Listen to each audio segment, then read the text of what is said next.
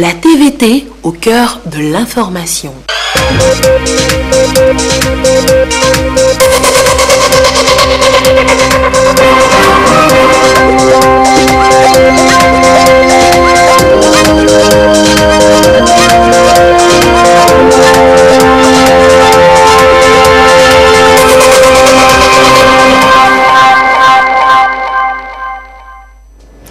L'excellence au féminin, les jeunes filles leaders au Togo sont à l'honneur. Un projet de l'association Cœur Solidaire pour contribuer d'une manière générale à l'émergence d'une nouvelle vague de jeunes filles épanouies et engagées dans une vie plus productive et plus citoyenne. Un forum national s'est tenu à ce jour. À ce propos, la présidente de l'Assemblée nationale, Yawa Djigbodi Tchegan, a pris part à cette rencontre. Les pouvoirs publics togolais ambitionnent d'aménager plus de 9000 km de pistes rurales par an. L'information a été rendue publique par le ministre du Désenclavement et des pistes rurales lors de sa tournée axée sur la feuille de route de son département pour la période 2020-2025. L'étape d'Atapamé dans la région des Plateaux à suivre dans ce journal. Et puis, c'est parti pour la 4e édition de la Semaine nationale du cinéma togolais pour une production cinématographique togolaise de qualité. C'est le thème retenu cette année avec pour objectif d'amener le cinéma à être mieux produit et consommé par les Togolais. Voilà pour les titres. Bonsoir à toutes et à tous. C'est un constat. En dépit des actions menées par le gouvernement sur l'équité genre, les femmes continuent d'être marginalisées, discriminées, même confinées dans le second rôle. Absentes dans les instances décisionnelles, elles font face aux humiliations et aux violences sur fond de précarité économique pour la plupart d'entre elles.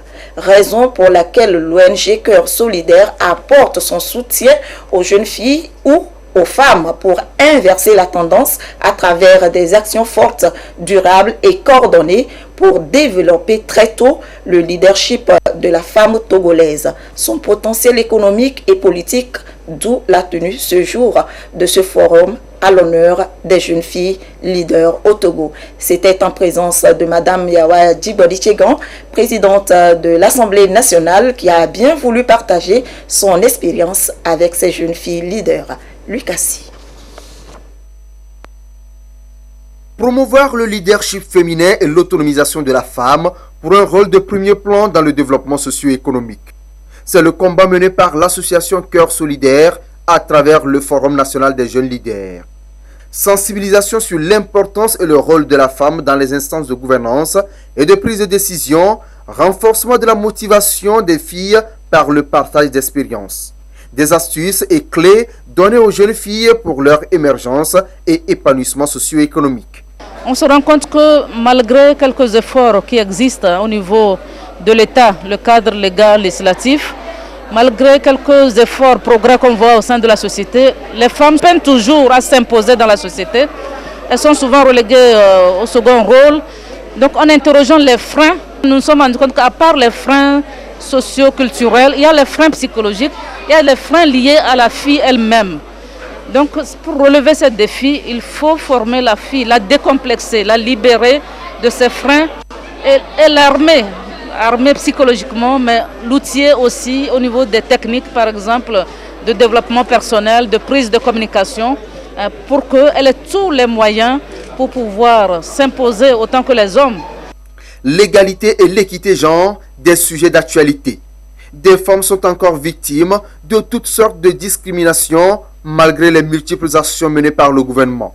C'est pour accompagner ces actions de promotion de la femme togolaise que l'Union européenne, à travers le PROCEMA, appuie l'organisation de ce forum. L'égalité des genres est une des priorités de l'action extérieure de l'Union européenne, mais c'est aussi, comme vous l'avez constaté, une priorité togolaise aussi. Donc ce qui nous mène, c'est que lorsqu'on partage donc, les mêmes valeurs et on constate les besoins spécifiques du Togo, on n'a pas hésité à soutenir cet événement. L'idée est d'amener la femme à être consciente de ses potentiels et surtout s'en servir pour occuper les premiers rangs. Yawa Digbori Tegan, première femme présidente de l'Assemblée nationale, s'adresse ici aux jeunes filles. Elle a rappelé les actions et décisions phares du gouvernement pour promouvoir la gente féminine. Le sujet est d'actualité et nous devons tous y apporter nos contributions à travers des partages d'expériences et de visions. À l'évidence, le Togo s'est résolument engagé pour la promotion des femmes dans les hautes instances de l'État. Après l'élection d'une femme à la tête de l'Assemblée nationale, notre pays, le Togo, confirme sa détermination en faveur de la promotion du leadership féminin, avec aujourd'hui la nomination historique d'une femme au poste de Premier ministre. C'est ici, une fois de plus, l'occasion de saluer fortement cette vision portée par le président de la République, son Excellence M. Forest Simina Gnassingbé, qui met dans ses priorités l'instruction de la jeune fille et l'autonomisation de la femme. Il nous appartient désormais de nous inscrire dans la logique de ces avancées notables en redoublant d'efforts pour gagner le pari de l'égalité des droits et de l'équité genre. Je me reconnais donc dans cette lutte en faveur d'une société plus équitable, raison pour laquelle j'ai accepté avec plaisir de me retrouver parmi vous ce jour. Ce thème dont nous débattons ce jour, l'excellence au féminin, est-ce un slogan de plus, une déclaration de plus, un concept nouveau applicable à une nouvelle race de femmes? Les femmes de 2020 sont-elles si différentes de leurs aînées et de leurs aïeuls? L'excellence de la femme, est-ce une aptitude nouvelle ou a-t-elle été toujours sa qualité? Si la réponse est de toute évidence non, qu'est-ce qui a donc changé? Quoi que nous ayons connu dans l'histoire, la vie de femmes puissantes ayant défié toutes les normes établies pour s'imposer dans ce genre de situation comme des pierres angulaires. Je reviens donc à ma question. Qu'est-ce qui a donc changé? Parmi les nombreuses réponses qui peuvent être avancées, je dirais à mon humble avis que l'une des principales raisons serait le changement du regard porté sur la femme. Des dirigeants courageux et audacieux ont essayé de la hisser à des postes de responsabilité, la plupart du temps couronnés par des succès. Croyez bien donc que c'est avec un profond sentiment d'humilité, devant la complexité du sujet, comme devant l'ampleur des résonances qu'il suscite, mais aussi avec la plus grande conviction que je défendrai l'éclosion d'un leadership féminin tout à la fois raisonné et mesuré. L'expérience, Yawa Digbori Tegan l'a aussi partagée avec ses jeunes filles. Elle apporte ainsi sa contribution à l'émulation de l'excellence et du leadership féminin. On ne naît pas femme, on le devient. Cette formule provocatrice de Simone de Beauvoir, extraite de son essai philosophique publié en 1949 et intitulé « Le deuxième sexe », illustre notre intention de montrer en quoi l'identité féminine est une construction sociale posée et imposée dans l'histoire. Ainsi, en faisant le point sur l'évolution du statut de la femme, j'envisagerai les principaux rôles sociaux qui organisent son existence de l'enfance à l'âge adulte. L'absence de modèle féminin peut engendrer chez la femme une difficulté à se projeter, à se visualiser dans des postes de gestion ou de haute instance. Il est donc temps que de plus en plus de femmes aient conscience de leur potentiel qu'elles se disent que le passé n'est pas une projection du futur et que toute femme peut sans nul doute être pionnière dans l'atteinte de ses objectifs. En effet, par leur personnalité extraordinaire, certaines femmes ont eu un destin déterminant dépassant le cadre national. Femmes d'art, femmes de lettres, femmes de pouvoir et de savoir, femmes d'action ou de foi. Elles ont chacune dévoilé un visage nouveau et complet de la femme. Ce panorama couvre, bien au-delà de Nefertiti et de Cléopâtre, d'Angela Merkel à Victoire Toméga-Debé, en passant par Marie Curie et Simone de Beauvoir. En ce qui concerne la diversité de possibilités, nul ne peut plus raisonnablement envisager une carrière professionnelle sans disposer d'un minimum d'atouts scolaires. L'école est devenue une étape préparatoire décisive à l'insertion professionnelle, le passage obligé vers l'emploi.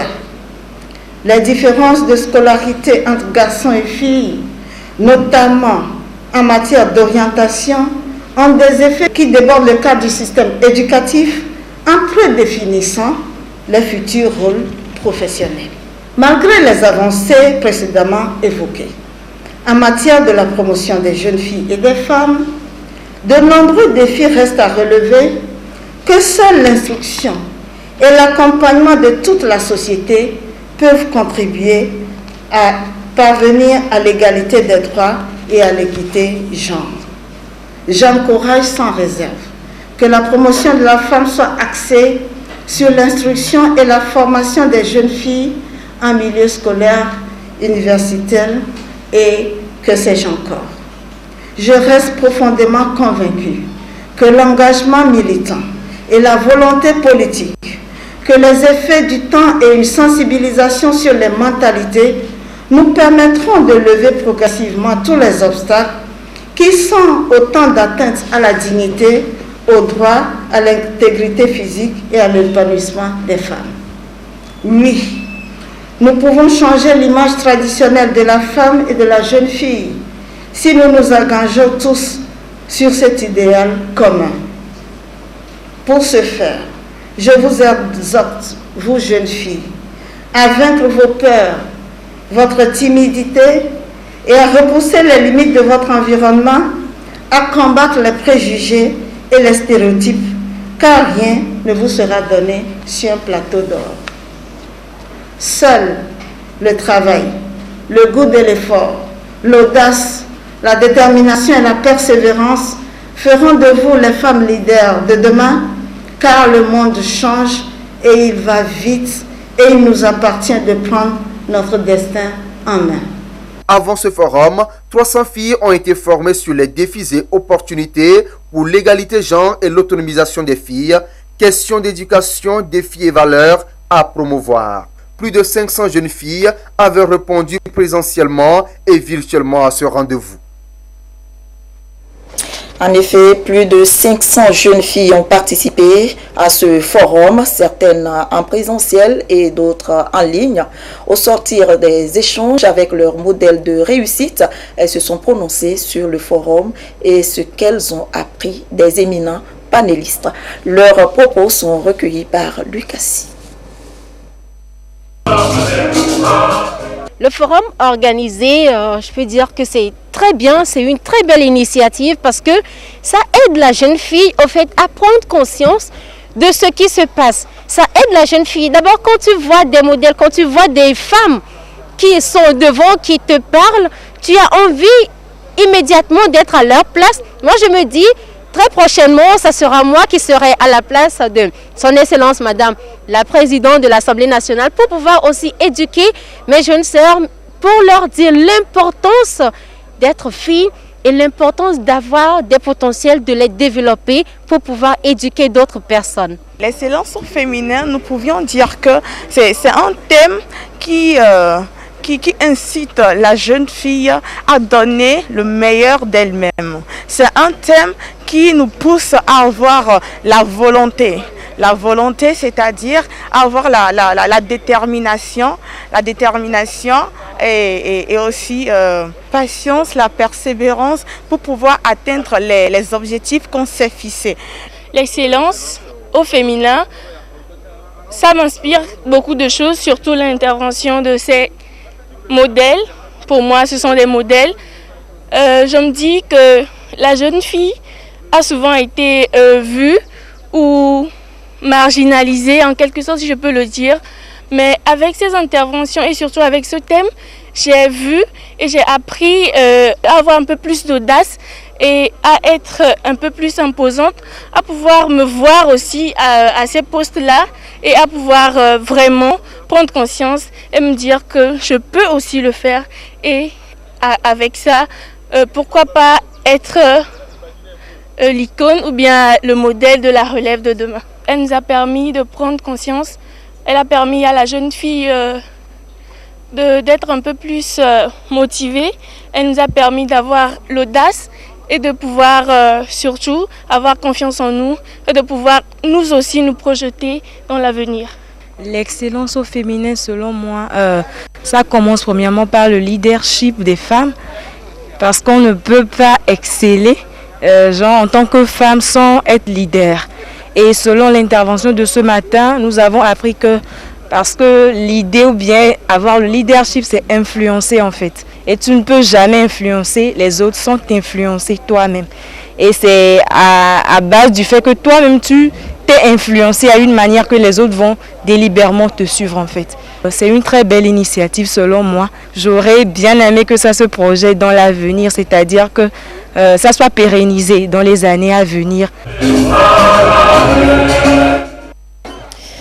Il faut donc noter que les femmes et les jeunes filles sont des actrices importantes pour le développement de toutes les nations.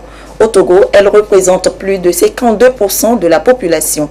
Le Togo, à travers des engagements, fait encore plus et davantage en ce qui concerne les dispositions pour encourager la participation de la gente féminine au développement de la nation. Mais il faut reconnaître que participer efficacement à la vie socio-économique sous-entend le développement d'un leadership. La jeune fille, femme de demain, moyens et attitudes indiquées pour un leadership en faveur du développement, c'est un dossier signé Christine Petekialde. Les jeunes filles, selon les analystes, ont longtemps joué le rôle de second plan et donc victimes d'une double discrimination liée au sexe et à l'âge.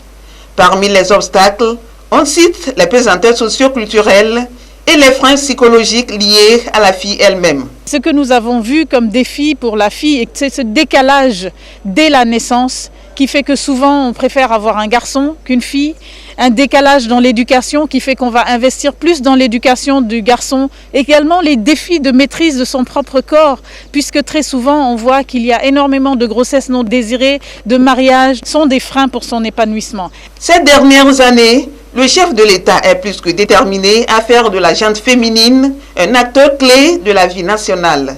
Une volonté qui s'est traduite par la nomination des femmes à la tête de la primature et de l'Assemblée nationale. Résultat d'un environnement favorable créé à cet effet.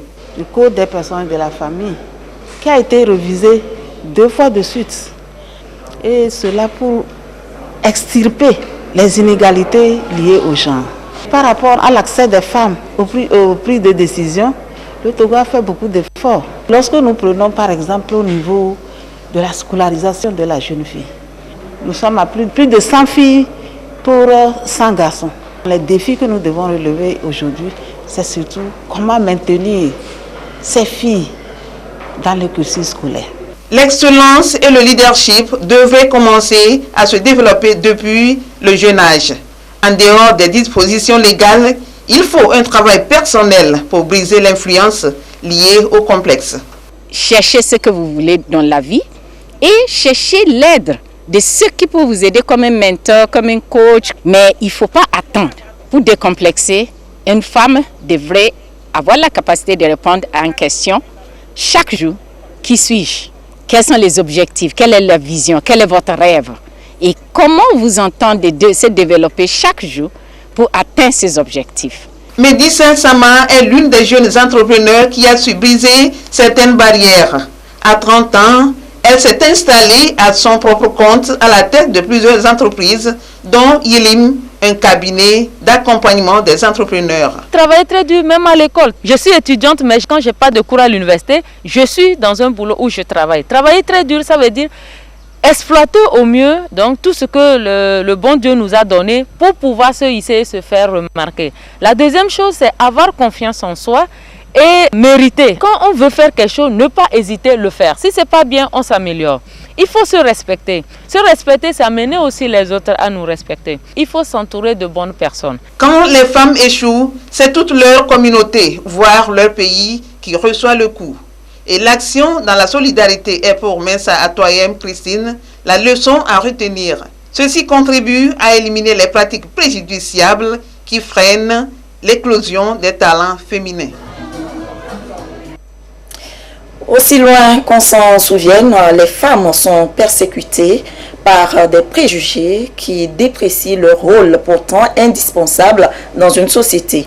Au fil des années, cette appréhension a perdu du crédit grâce à une kyrielle d'actions destinées à promouvoir la gente féminine, pierre angulaire du développement. Aujourd'hui, cet engagement du chef de l'État se concrétise avec plusieurs nominations de femmes au poste de responsabilité.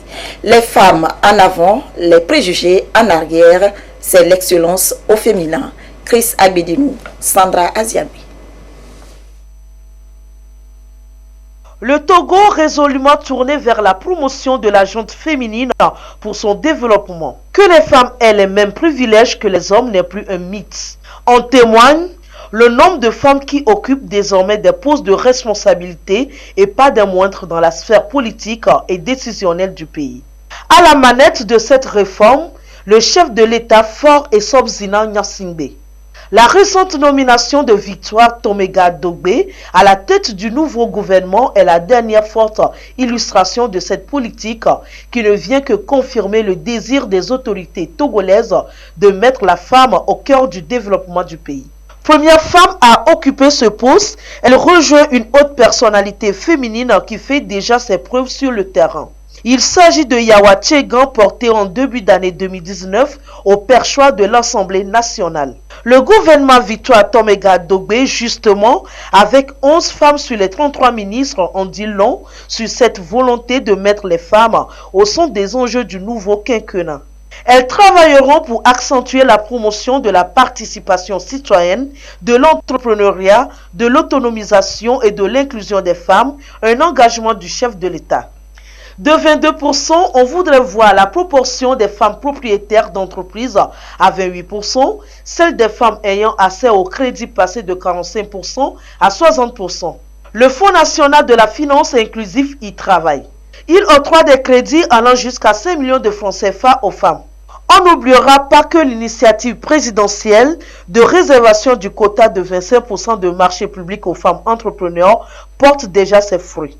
Sur le plan sanitaire, Fort et Sobzina Nyasingbe a annoncé la construction de 6 centres de santé mère-enfant dans toutes les régions du pays en doublant le nombre des accoucheuses auxiliaires d'État.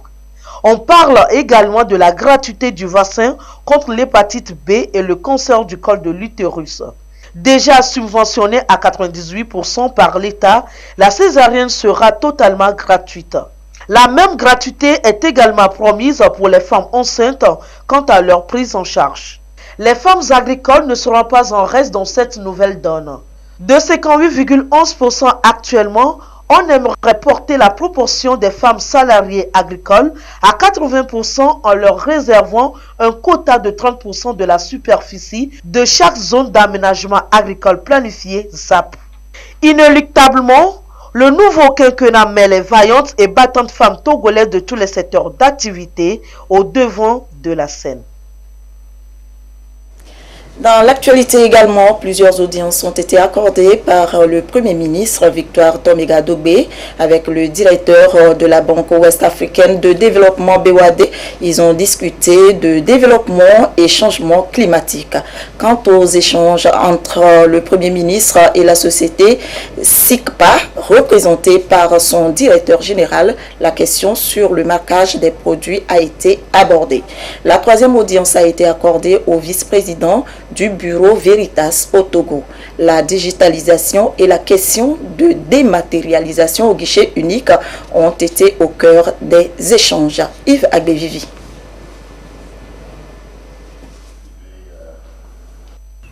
Développement et digitalisation en faveur de la croissance sont les thèmes abordés par les audiences durant la semaine.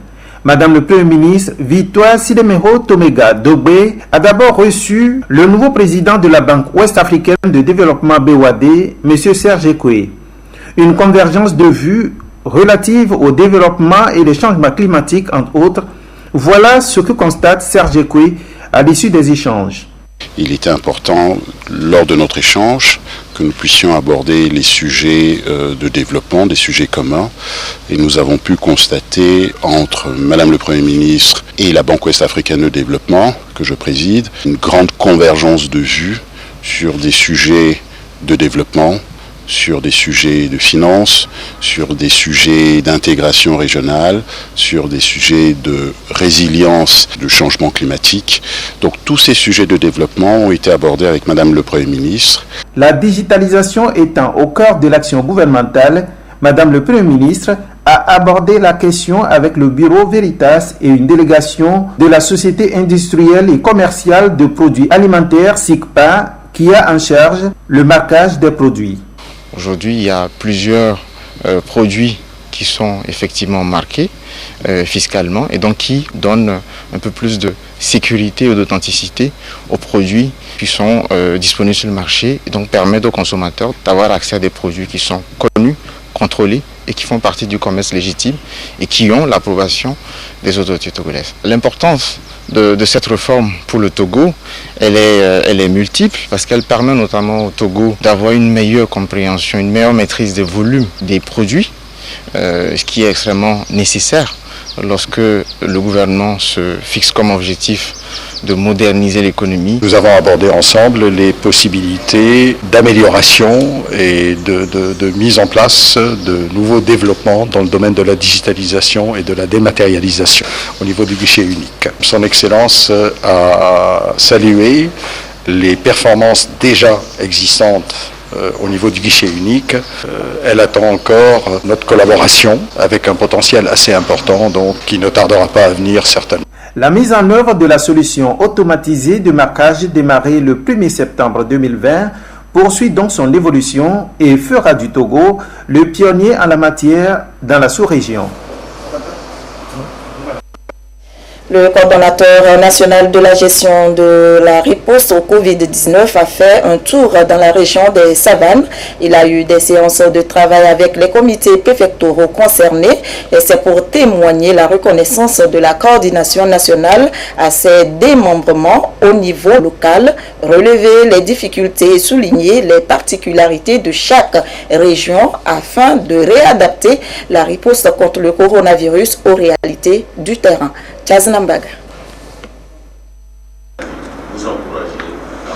Le coordonnateur national de gestion de la riposte au Covid-19 échange ici avec les membres du comité préfectoral Thône. Les assises visent à toucher du doigt le fonctionnement de cette cheville ouvrière dans la mise en œuvre de la stratégie nationale de lutte contre le coronavirus, notamment les activités menées, les difficultés rencontrées avec un accent sur les particularités afin d'affiner la riposte dans la préfecture. Ceci au vu de l'évolution de la pandémie, aussi bien sur le plan international que national. Nous revoyons une seconde vague dans les autres pays, notamment les pays européens. Chez nous ici, les cas se stagnent beaucoup plus dans la capitale. Et la riposte a été très efficace à l'intérieur du pays. Chez nous ici, il faut reprendre les activités. Mais reprendre les activités avec la présence du virus. Vous voyez qu'actuellement, il y a la reprise des classes. Il y a l'ouverture des lieux de culte. Actuellement aussi, l'épidémie dans notre pays est devenue communautaire et évolue en mode endémique. Vous voyez que tout ceci nécessite une stratégie pour reprendre à la fois les activités en évitant les contaminations. C'est pour cette raison que nous nous sommes déplacés pour aller voir au niveau de nos démembrements, notamment les comités préfectoraux, pour à la fois les féliciter pour le travail abattu, mais aussi voir les difficultés qu'ils vivent afin de réadapter toute la stratégie au niveau de chaque préfecture. Et pour constater de visu ces difficultés, le coordonnateur national s'est rendu au lycée de Nassablé pour s'assurer du bon respect des mesures barrières dans les établissements scolaires depuis la reprise effective des cours par les élèves. Il était également au centre hospitalier régional de Dapaon pour s'enquérir de l'état de fonctionnement du laboratoire où se fait le dépistage sur les prélèvements des cas suspects de Covid-19. La visite a également conduit le coordonnateur national au centre de prise en charge des cas positifs de coronavirus à Dalouak qui a démarré ses activités depuis le 1er septembre 2020.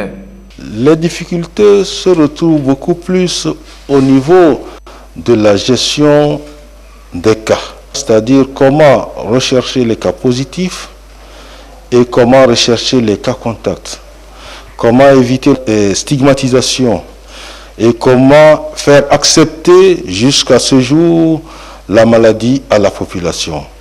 Vous voyez que sur ces points, c'est beaucoup plus la sensibilisation, mais aussi c'est beaucoup plus la réorganisation. Réorganisation qui va beaucoup plus utiliser à la fois les maires, mais aussi les représentants des quartiers, les CDQ, les agents communautaires de santé. Tout le monde sera utilisé à la fois pour gérer les cas dans chaque quartier.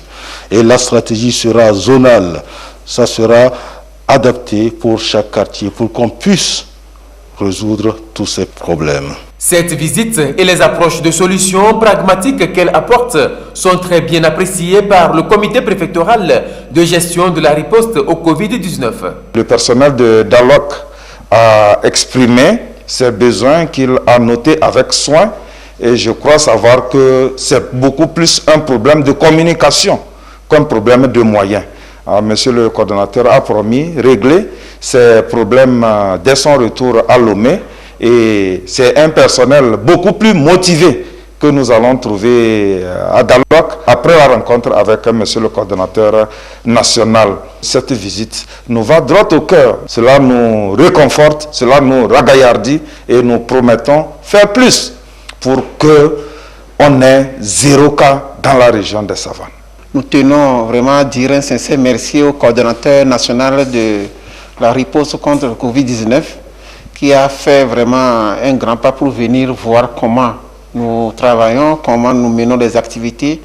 Nous lui disons merci pour ses conseils et encore merci pour nous avoir promis de régler tous les problèmes, toutes nos doléances. Donc nous tenons également à dire merci au chef de l'État qui ne ménage aucun effort pour venir aux besoins de la population, surtout ce centre de Dalouak qui a été réhabilité, qui a permis à la région de transférer tous les cas de positifs de Covid-19 pour être pris en charge.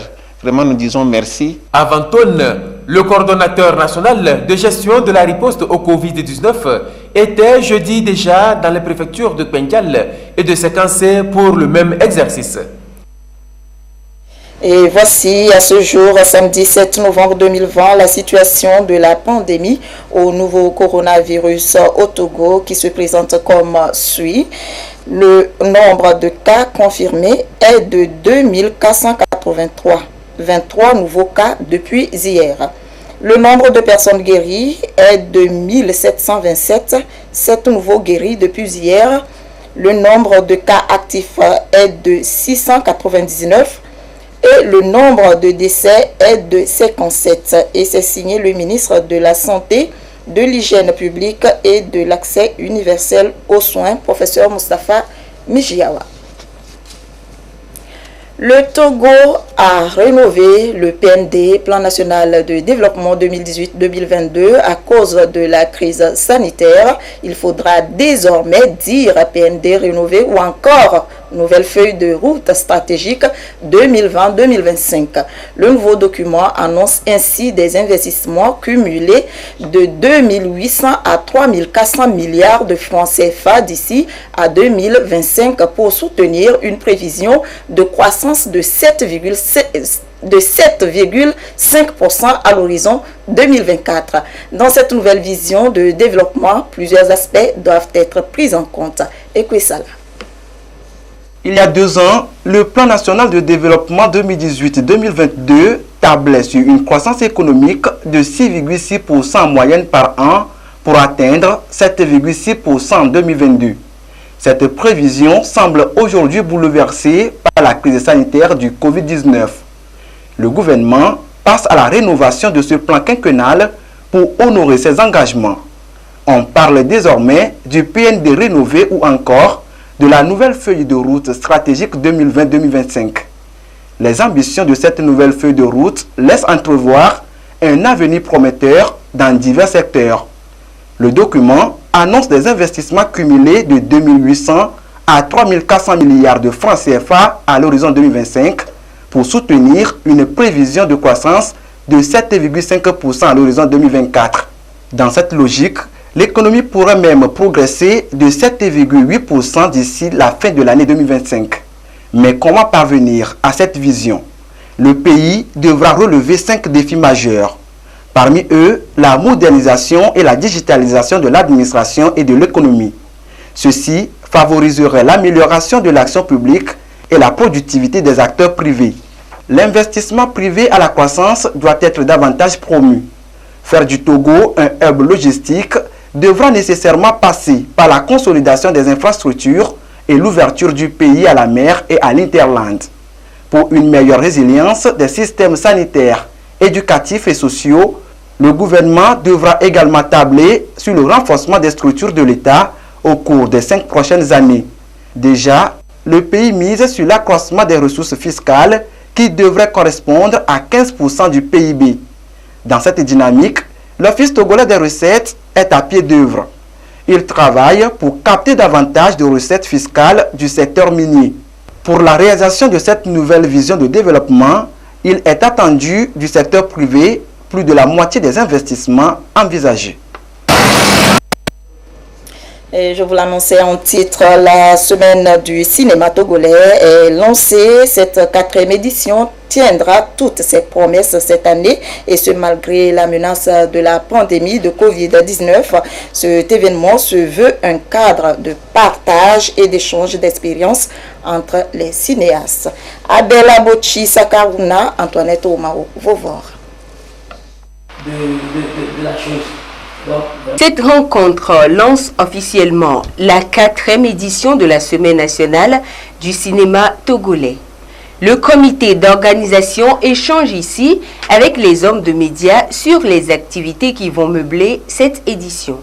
Ces activités tourneront autour de la problématique de la qualité des productions cinématographiques et permettront de relever le double défi de formation des acteurs et de consommation locale de leurs œuvres. Cette année particulièrement, nous avons prévu organiser à l'intérieur du pays aussi des ateliers à Kara et à Tafamé. Ces ateliers portent sur l'écriture, la scénarisation. Nous avons aussi pensé qu'il est intéressant de renforcer la capacité des jeunes par rapport à comment analyser un film. À Lomé, un atelier sur la production de films et un atelier sur la prise de son. Et il faut que les gens sachent que faire un film, c'est toute une chaîne de valeur.